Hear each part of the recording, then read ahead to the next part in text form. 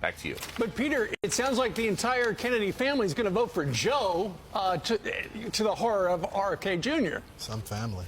I think RFK Jr.'s wife is not voting for Joe Biden, but it does seem like the rest of them. They had him here for a St. Patrick's Day celebration. There were dozens of members of the Kennedy family all posing with President Biden for a photo in the Rose Garden.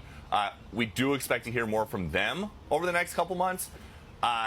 But he's going to be a real headache for Democrats if he continues getting on ballots in states where it is close. And, Peter, that is the perfect transition to our next talking point. Thank you very much. Thanks, Thank you, Peter.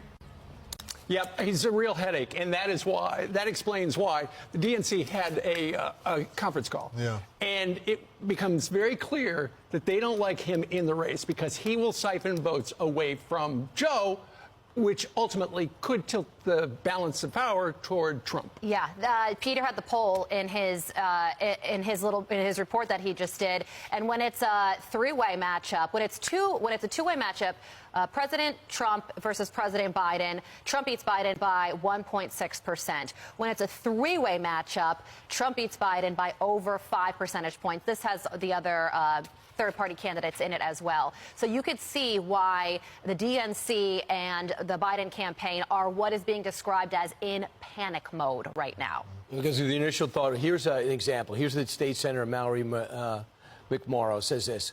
Him being in the race means that there is a greater likelihood that Donald Trump will become president again. Kennedy should be smart enough to know better.